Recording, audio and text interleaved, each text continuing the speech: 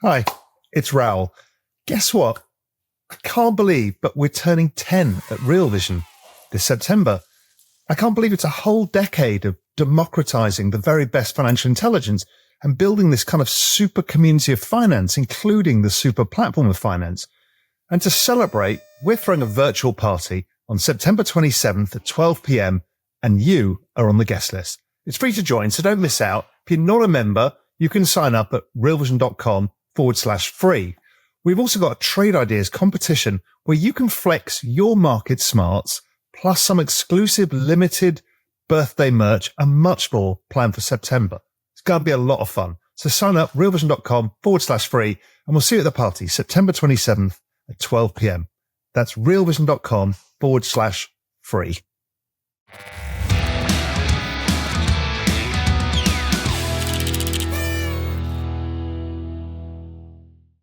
Hi, I'm Raoul Pal, and welcome to my show, The Journeyman. The Journeyman, as you know by now, is my journey to that nexus of macro crypto and the exponential age of technology.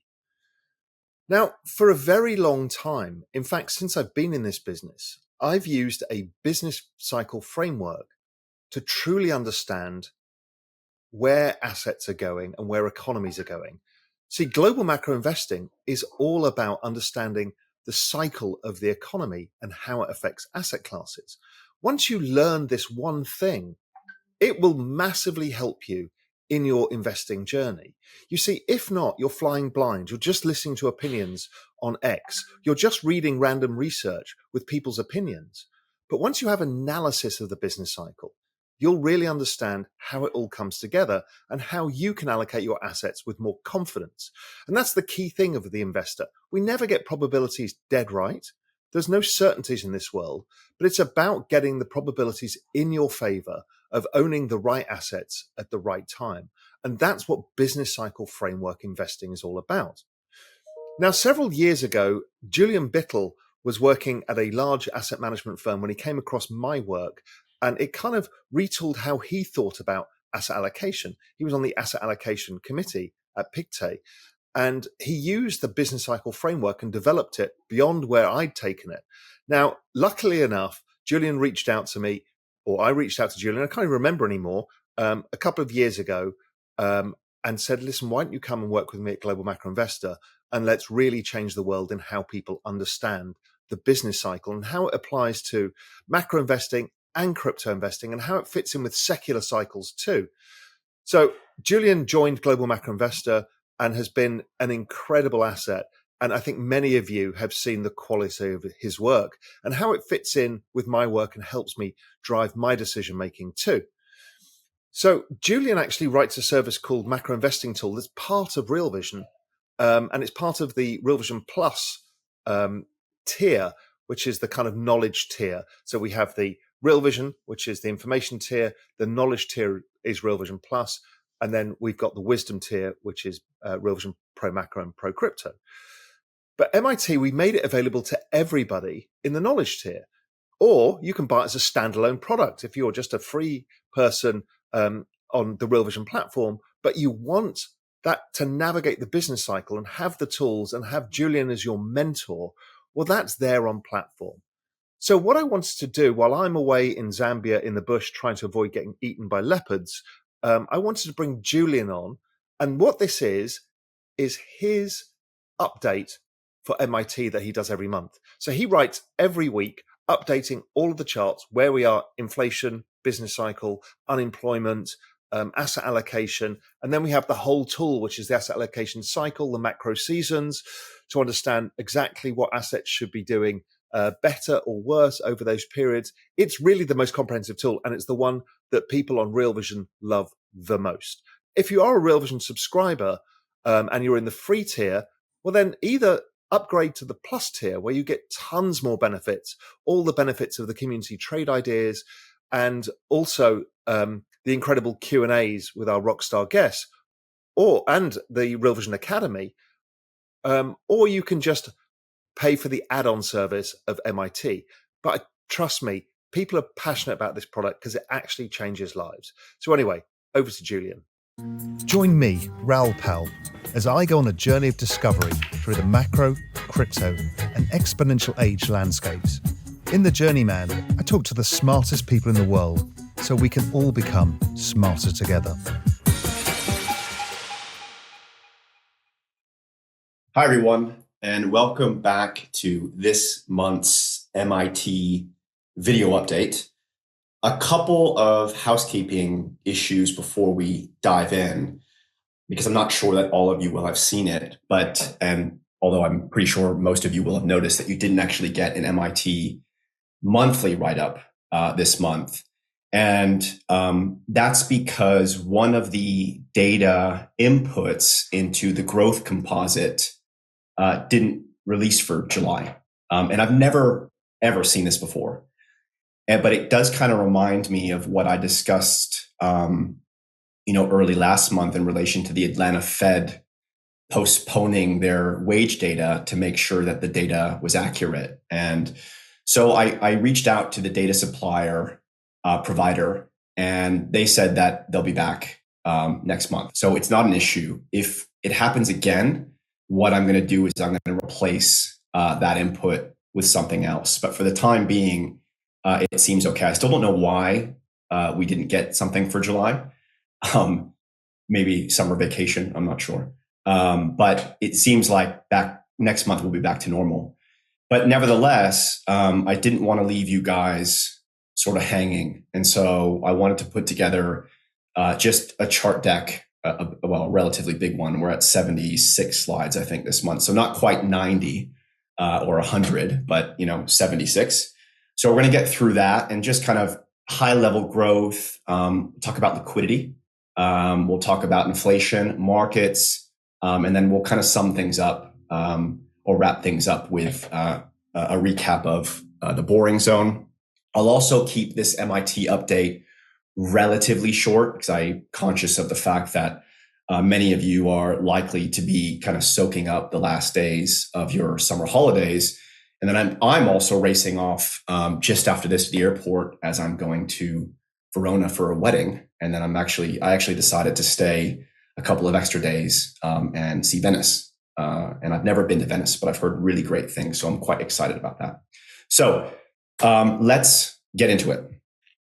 So I'm going to start kind of as always with growth momentum and just talk you through some of my current thoughts right here, right now. So as you know, the ISM came in lower for the month of July at 46.8 versus 48.8 expected. I put this chart out in the one of the updates during the month. And, what I'd said is, are we concerned about this? And the answer is no, because a trough in the business cycle takes time. And B, the ISM almost always dips lower before it starts to climb again. If you look at, kind of that 2002 time, we saw, it start to rally and then come down around 5.5 points. Same thing in 2012. We see it time and time again. And then ex-COVID, around 2.4 points.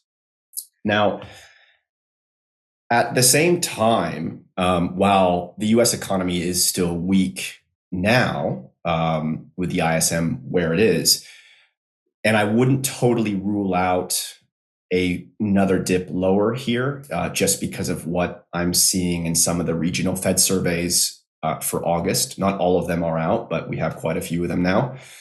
The key factor as to why the business cycle has remained subdued for so long is because of the Fed's restrictive policy stance, right, which has kept rates too high. But this is already starting to shift in a big way. And so as you'll remember back into early April, when Raoul and I had started to anticipate that rate cuts would be priced into the forward curve with just 1.3 cuts priced in, we've since priced in an additional 4 through January of next year for a total of 5.3 cuts. And as we anticipated, this really started to push down both bond yields and the dollar. And these declines, especially in relation to interest rates, means that financial conditions are easing very quickly now, which bodes well, I think, for the future outlook of the economy. And as a result, I think that over the next 3 to 6 months, the ISM will be higher, and that this will provide support for things like crypto, cyclical equities, particularly with the added tailwind of a weaker dollar, which we'll talk about a little bit later. The surge in rate cut expectations is also giving a serious boost to our GMI Financial Conditions Index. I also, in relation to the dip lower in the ISM that we've seen, I also believe that this is down to the tightening of financial conditions that we saw over the summer months of last year, just because remember that this index is so leading. And it's clearly visible on the chart. If you look at just that period where the ISM dipped lower, we did see financial conditions tightening, but now they're really starting to, as a goose higher on dollar weakness and rates coming in lower. If we then, look at some other indicators, so this is the NFIB Small Business Optimism Index. In July, it rose sharply to 93.7, and this significantly beat the consensus expectations for 91.5. And there's, a lot to cover within the survey itself. I'm not going to go over all of it, but I think one of the most notable elements for July was a significant rise in confidence regarding the outlook for general business conditions. And so month on month, although I'm not showing that here, it was a 2.5 standard deviation move, which was the strongest monthly move since April of 2020, just as the economic data started to recover post basically the entire world being shut down during COVID. Earlier in the month, we also received the Q3 data for the Fed Senior Loan Officer Survey, which showed another sharp increase in banks' willingness to make commercial and industrial loans. And this is important, right? This is a major business cycle positive because more credit availability is what? Well, it's more cowbell. And not only are banks easing up credit standards for C&I loans, but we're actually also seeing a sharp uptick in demand. And credit is really the lifeblood of economic growth because when businesses start borrowing more, it's usually a clear sign that they're gearing up for expansion, whether we're talking about new projects, hiring more staff, ramping up production. So this is bullish in my opinion.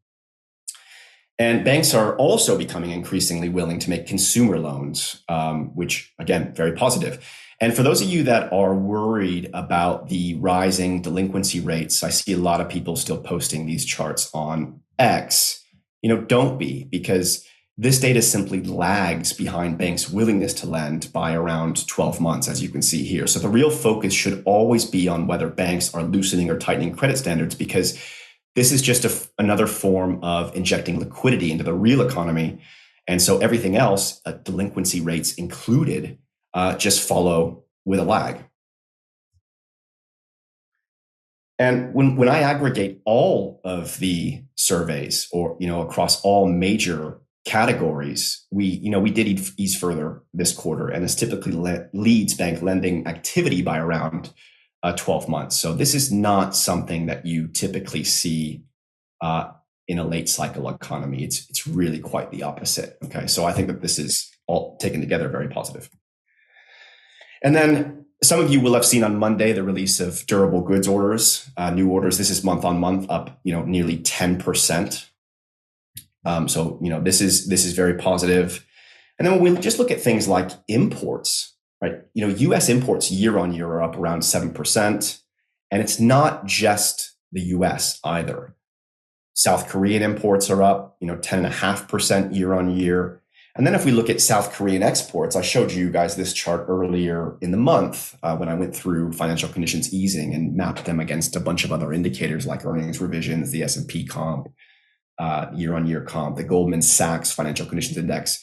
As financial conditions ease, they're so leading that if anything, soon these year-on-year comps are going to start to rise further after a period of, let's say, consolidation. And then when we come back to imports again, here's, Brazil up, just over 15.5%, Japan, 16.6%.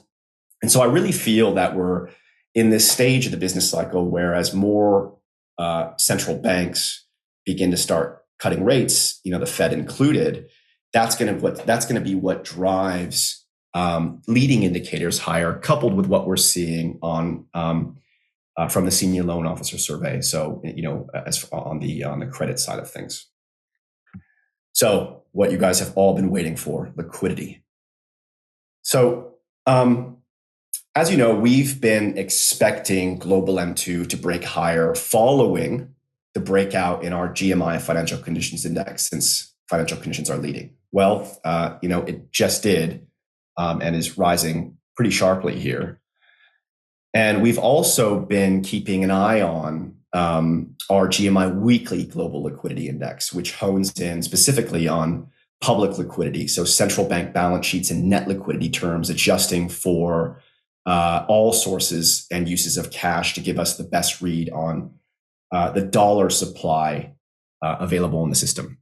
And so this is also breaking out just peeking its head above that line.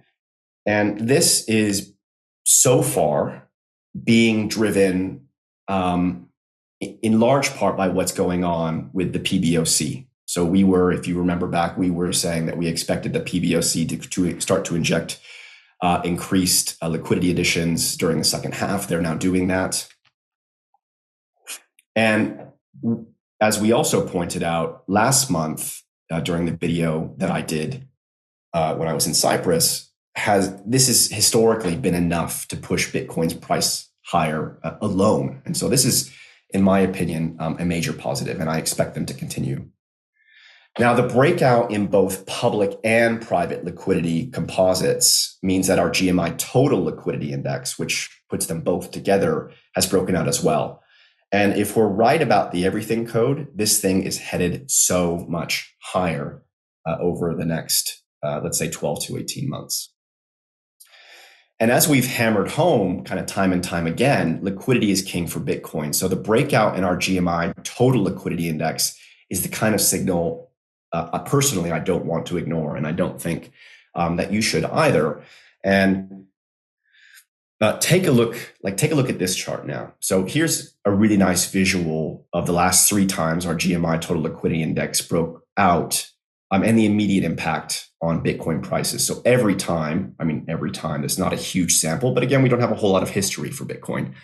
Following the breakout, Bitcoin prices moved higher almost immediately. And I'd also argue that if it weren't for the black swan event that was COVID back in 2020, which I've highlighted there for you, Bitcoin would have just kept climbing. So the pattern to me is very clear. When liquidity breaks out, Bitcoin responds almost immediately. And then lastly, excess liquidity is still also moving higher, which, as I've discussed before, is the liquidity metric most correlated with equity multiples on a forward-looking, i.e. leading basis. So I think all of this taken together is mega positive. Now, I'm going to talk about inflation. I'm also, at the same time, I'm not going to dwell too much on the inflation story this month because, you've heard us talk endlessly about inflation heading lower. Raoul and I have made our point, and the data is starting, of course, to back that up. So I'm going to try and keep it short and sweet this time around and not show you, 30 charts on inflation. So headline and core CPI came in lower for the month of July, with the drop in core goods being especially striking. As we've been saying all along, though, elevator up equals elevator down. So this isn't really much of a surprise. What goes up fast has to come down just as quickly. This is the power of base effects. Most crucial to our Fed outlook, core CPI has now dropped to 3.2%. And we still expect core CPI to continue to trend lower for really the remainder of this year and into 2025, largely driven by those big, extremely lagging components like shelter. So as we've discussed before, shelter just lags home prices by here around 17 months. So the decline will continue for a while longer. And this is 36% of total CPI and approximately 60% of core. So it's a big, big weight. Then if we look at the Atlanta Fed core sticky CPI 3-month annualized rate, we're down to 2.6% from 3.1% last month. So another new cycle low. And then when we come back to the July NFIB report, We also saw another large decline in the percentage of firms planning to raise prices over the next 6 months, very much aligning with our expectations from several months ago when we strongly kind of opposed the consensus narrative that small businesses were poised to increase prices and that this would feed through to higher CPI numbers. Actual compensation plans, again, the NFIB also have collapsed to a new cycle low, consistent with a lot of the lead indicators that we've been sharing in this report so far this year. So remember that rising wages are really a late cycle phenomenon, not for right now, in my opinion. You want to unfuck your shit? This is live. Yeah, that's being recorded. Hey, listen, if you want to unfuck your future, then come and join us in the Real Vision community. Incredible platform, amazing content, some of the smartest people in the world, and amazing tools. And guess what? It'll cost you nothing. Come to realvision.com. I'll see you there, and let's help you unfuck your future. Trueflation numbers are also continuing to fall, so currently just around 1.5%. And so the bottom line is that as we pointed out last month, this sort of inflation Mount Fuji chart remains our true north for the time being. So we still think lower is the direction of travel.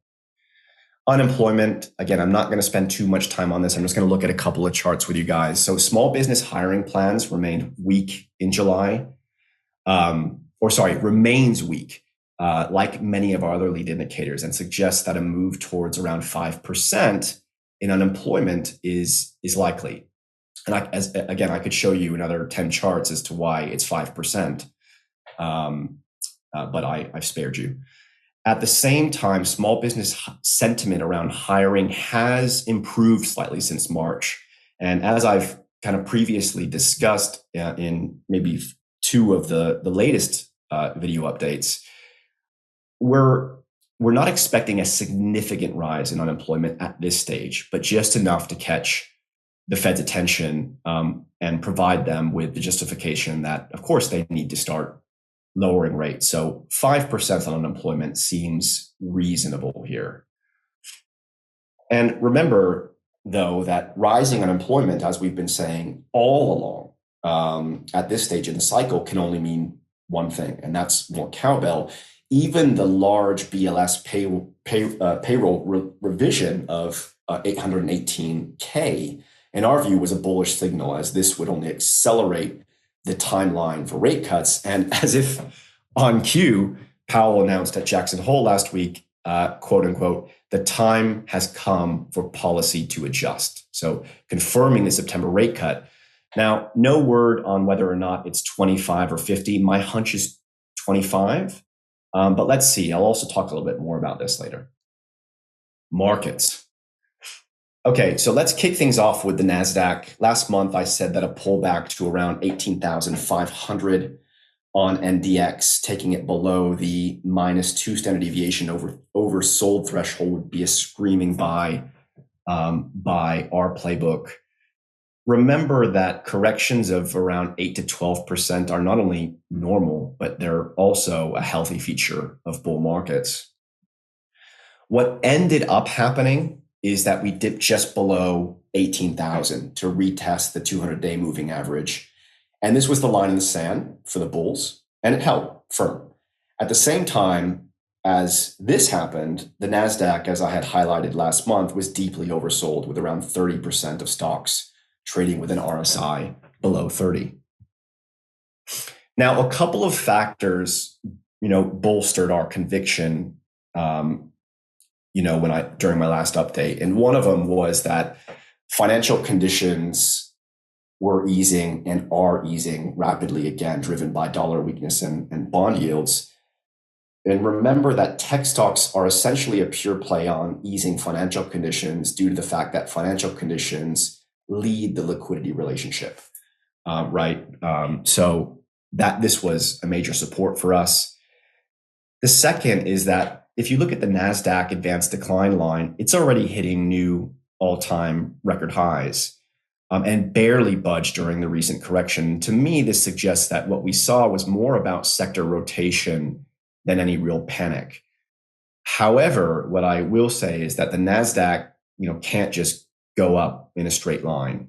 From the moment, basically I had done my update, as I said, we dipped a little bit lower, but from that low, the NASDAQ just went up in a straight line 14%.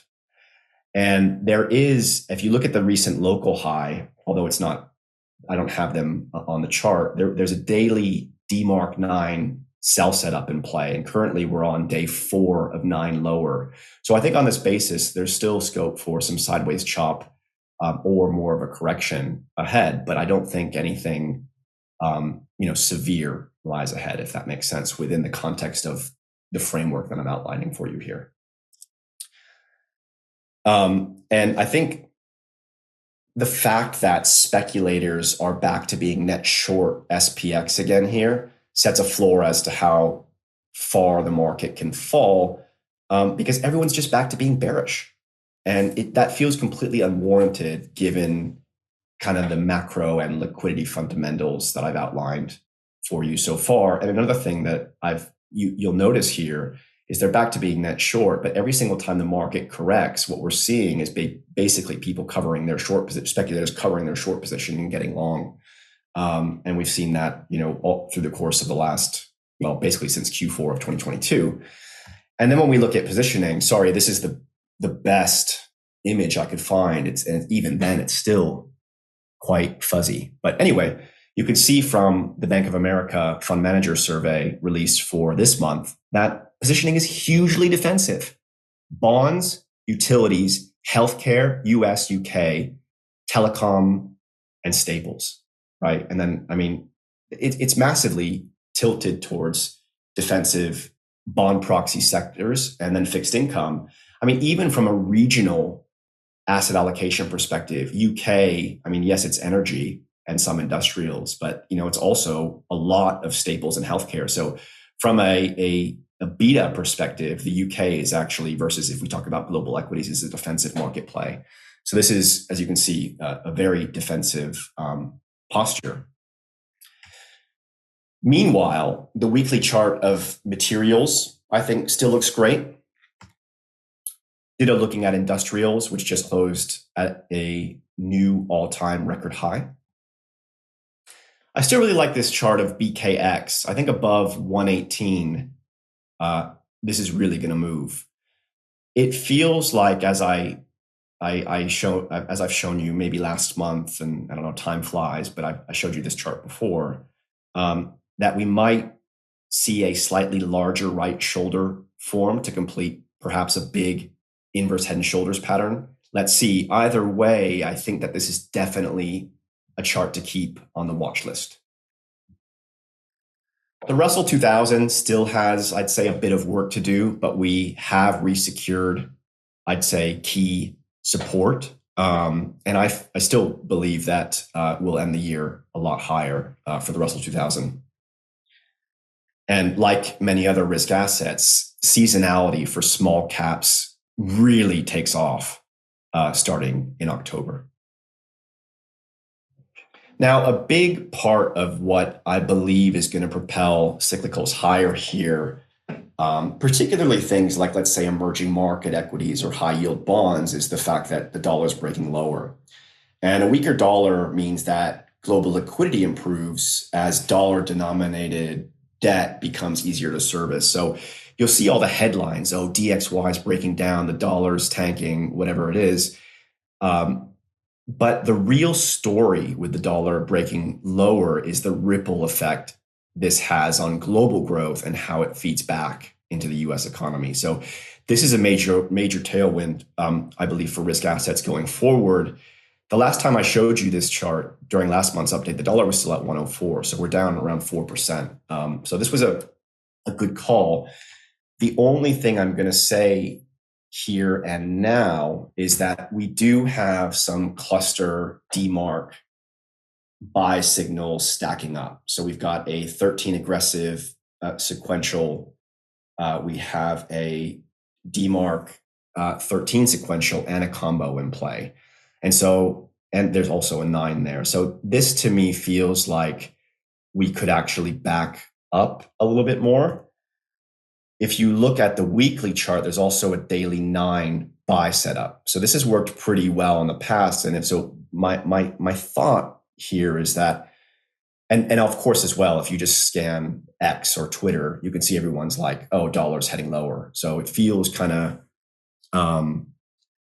like a consensus view right now.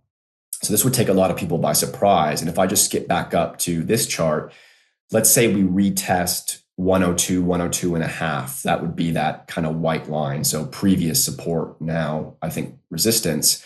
And so why do I think that that's, the area for resistance? Well, it's because speculators are still extremely long the dollar. And my hunch is that with these DMARC counts stacking up, I'm not sure what the dollar is doing today, but I remember looking at it earlier. It seemed like it was up. We know we might have a 9 count or something here back up to that 102.5 area. And then that will be the opportunity that I believe some of the speculators will actually close these longs. So that's my base case right now. So kind of wanted to show you some of those charts. Then speaking of high yield bonds, HYG is breaking higher. And the equally weighted S&P 500 index also just broke out to new all-time highs. And I pointed this out last month. This breakout is sort of crucial because it shows that the recovery in equities is gaining real strength sort of beneath the hood. So it's not just about the big names driving the market anymore. The rally is starting to broaden out, which is exactly what you want to see during healthy bull markets. And then carbon is getting closer and closer to breaking the inverse head and shoulders pattern that we've been tracking now for a couple of months. So I'd say overall, so far, so good. So now let's just come on to the boring zone, okay? The thing that's on everyone's mind. So we're like, around 4 months out from the latest Bitcoin halving on the 20th of April. And, despite all of these hilarious memes about how this halving looks nothing like the 2020 or 2016 halving, the reality is that Bitcoin is really right where it should be at this stage in the cycle. This is the boring zone, that mega low vol environment with, basically not a whole lot going on. And if you remember back to last month's video, historically, there have only been 2 other instances where Bitcoin Bollinger Bands were as compressed as they were when I originally presented this. And that was in April 2016 and July of 2023. And during both of these historical episodes, Bitcoin, obviously 12 months out, headed a lot higher. And a similar move this time around would target Bitcoin, as I say, within a range of as I said last month, between 140 to 190,000, which I don't think is unreasonable within a historical cycle context. And then if we come back to this chart again, right now that liquidity is rising, this is a major positive, I'd say, for Bitcoin. Remember too that macro summer is historically a period where liquidity flows freely. And this has also been a very supportive environment, clearly given that relationship for Bitcoin. Now, here is the money shot. So global M2 seems to be leading Bitcoin by around 10 weeks. So what's my hunch here? Look, we might see a little bit more of a correction to shake out some of the overextended bullish sentiment that built up over the last week, especially after Powell's remarks at Jackson Hole.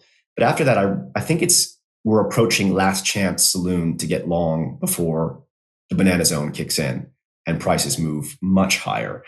And I'm eyeing Labor Day, post Labor Day weekend period. So like September 3rd, that's when everyone returns to work. And this also lines up perfectly with the low point on this chart in global M2. So I believe that this could be the first acceleration event. And I think the second major acceleration event is going to be during next month's Fed meeting on the 18th of September. Now, my base case, as I said before, is for 25 basis points. I see a lot of people, or quite a few people, calling for 50, but I'm also seeing a lot of discrepancy between individual Fed board members right now on inflation and unemployment. And so I'm leaning a little bit more towards 25 for now. But I think the kicker is I also believe that they'll end QT. And that would be a surprise factor. So let's see how it plays out. I think either way, the banana zone feels close, and 20 to even 40% corrections, if we look at 2016, is really the norm during the boring zone. And this is often that period of time when a lot of people get shaken out and lose confidence. Now, Bitcoin, to me still feels a lot like a 2023 redux, as does ETH. We have not closed a single day outside of this range in the last 6 months. So, talk about boring. But in my opinion, this is still a bull flag of sorts. And so I think the level 2 watch is a break above 70,000. And here's the chart of alts x ETH. I always strip out ETH because I think it's a little bit purer vision of the alts market. And it's still a perfect elongated bull flag pattern. So it looks bullish to me. And then, we're just nowhere close to peak cycle levels for Bitcoin. And this has really been my focus, right? I'm not a day trader. I'm really focused on the full cycle. What I've learned through my investing journey, whether that was from managing money, also being an investment strategist, and then managing my own PA and other people's money. Having a longer time horizon, this is something Raoul talks a lot about, is what has worked best for me, and I believe for him as well. At the same time, we definitely want to be aware of peak cycle signals. So I've just built this. It's a new indicator, and I'm pretty excited about it because I think that we've all seen a lot of peak cycle Bitcoin indicators, but this is the best one that I've come across. And no, not just because I've built it. Now, Raoul has been fairly insistent that this indicator will normally only feature in GMI. So that's the plan. At the same time, I'll try and sneak it in here from time to time to help everyone out because it has a near perfect track record, so far, and I think it's a powerful indicator. So we'll see. This is something I'll be tracking, of course, on a monthly basis. And as I say, I'll try and squeeze it in here from time to time. The bottom line, as I wrap things up, as this is the last chart that I've included, is that I don't think right now is the time to be complacent. I think that we're nearing the end of the boring zone. Liquidity has started to rise again. The fact that rates and the dollar have come down, as I said earlier, is really goosing a lot of our forward-looking indicators of the economy. And so I think overall, let's say Q4, or as I say, the two kind of acceleration zones, September return from Labor Day weekend, and then also the bottom point of global M2 there versus Bitcoin. And then the Fed meeting on the 18th of September will be the key things to watch going forward. So anyway, that is it from me this month. As ever, I hope that some of you have found this helpful or and useful within the context of your own investment framework or how it is that you're thinking about the world. This is how I'm thinking about the world. Next month, of course, I won't be back, or we won't be back in this context because we're actually going to do an AMA with Raoul, the quarterly AMA. I will write the proper MIT update for next month with the model now that I'll have the data. So that'll come out. And then the following week, we'll do an AMA with Raoul and we can address any questions that you guys might have. Anyway, as I said, that's it for me. So good luck out there and take care and see you next time. So as you can see, Julian is the master of the business cycle. He filters out all of the noise and creates pure signal. Now, not everything is going to be 100% right, but he has a very robust, clear, understandable framework of which to test things against. You can then figure out, is something going wrong? Is something going right? Where are the narratives getting adrift? When you see X, all the posts going one way and your work is showing the other way, well, that becomes really interesting. So hopefully Julian has unveiled some of the secrets of macro investing. And remember, at realvision.com, you can get that as part of your Plus subscription. Or if you go to realvision.com, you can then sign up for the MIT service itself as a standalone. Anyway, I'll see you next time. We hope you enjoyed the video. At Real Vision, we help you understand the complex world of finance, business, and the global economy with in-depth analysis from real experts. Join the revolution at realvision.com.